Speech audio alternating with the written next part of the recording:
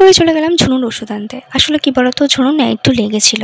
তো সেই জন্য আর দেরি না করে আমি আর আমার বর বেরিয়ে পড়লাম ঝুনুর জন্য ওষুধ আনতে। তো তারপর অনেক দিন পর বাপের বাড়ি গিয়েছিলাম। তো আমি আলাপ করে দিই আমাদের রুনু বাচ্চার সাথে, যে কিনা আদর খেতে ব্যস্ত। তোমরা সবাই জানো ল্যাবেরা একটু বেশি আদর খেতে ভালোবাসে। তো সেই জন্যই আমি রুনুকে আদর করছিলাম, আর ও খুব ছটফট করছিল। অনেক দিন পর দেখতে পেয়েছে তো, তাই খুব ছটফট করছিল, ওকে সবসময় আদর করতে হবে এরকম। তো আমার বাপের বাড়ির ভিডিও আমি কি কি করছি ওখানে তোমাদের সাথে সবই শেয়ার করব, দেখতে থাকো। আর ভালো লাগলে like comment share and subscribe করে দিও।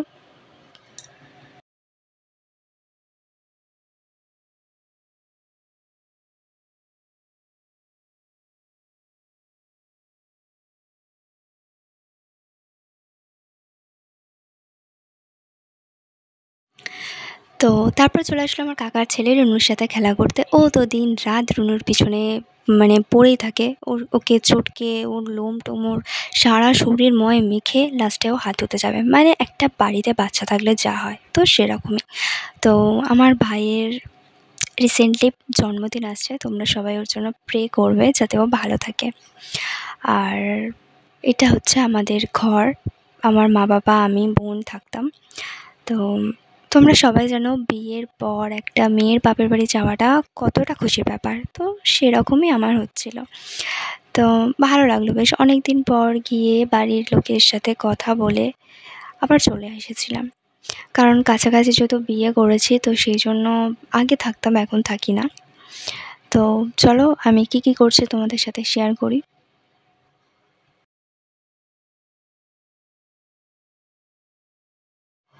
ওই যে পিছন দিকটায় যে লাইট জ্বলছে ওখানটায় আসলে আমার মা রান্না করে, একটা দোকান ঘর টাইপের ছিল। তো আগে আমাদের কাঠ বিক্রি করতো, তো ওইটা আগে চলতো। তো তারপর দোকানটা বন্ধ করে অনেক বছর বন্ধ হয়ে পড়েছিল। তো মা ওখানে গ্যাস ট্যাস রেখে মাটা ছোট্ট মতো রান্নাঘর করে নিয়েছে।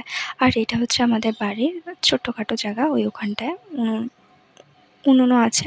আর এটা হচ্ছে আমাদের বাড়ি, এটা হচ্ছে আমাদের বাড়ির গড়ি। তো অনেক দিন পর গিয়েছিলাম, বাগানে যাবো না সেটা কি হয়, তো চলে গেলাম মা বাবার সাথে বাগানে। তো বাগানে যাওয়ার জন্য এখানেই পোলটা পার হতে হয়, ওপারটায় বাগান। তো বাগানে এখানে চলে এসেছি, দেখলাম একটা ঘর বানানো, ওখানে পোলের কাজ হচ্ছে যেহেতু, তো সেই জন্য আমি ওই ঘরটা বেশ ভালো লাগলো, কি সুন্দর হেভি করে করেছে।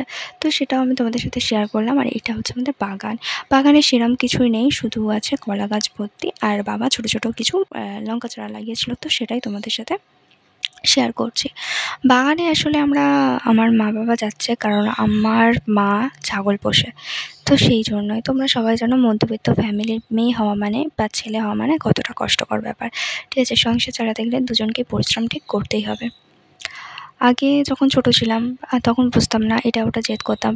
বাট আজকে আমি এত বড় হয়েছি বা বুঝতে শিখেছি, এখন মনে হয় সত্যি ইনকাম করাটা কতটা কষ্টকর ব্যাপার।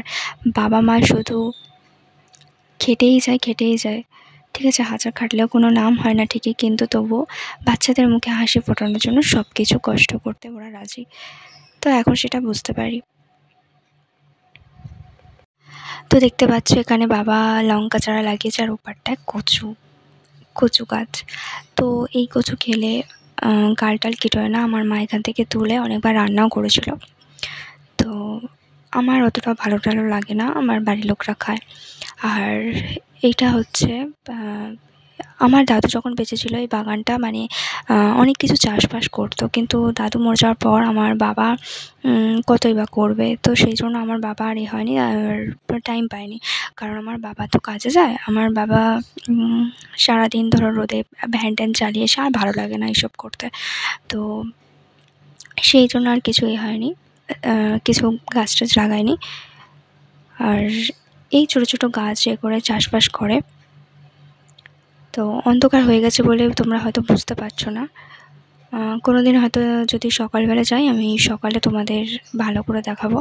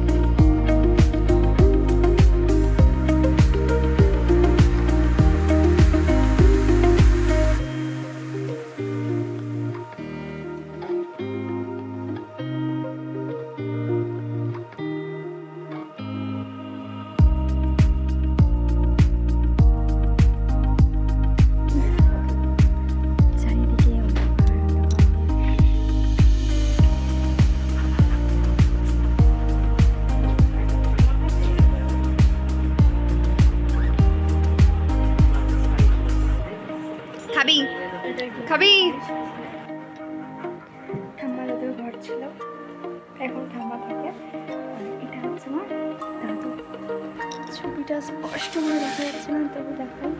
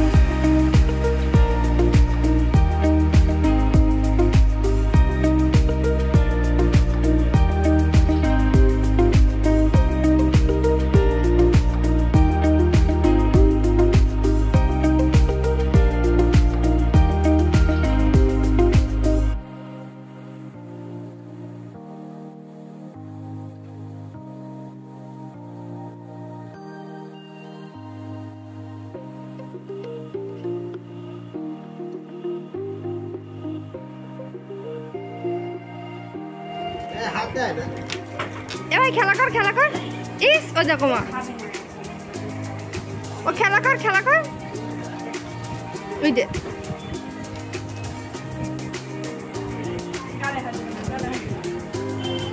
ও লাগে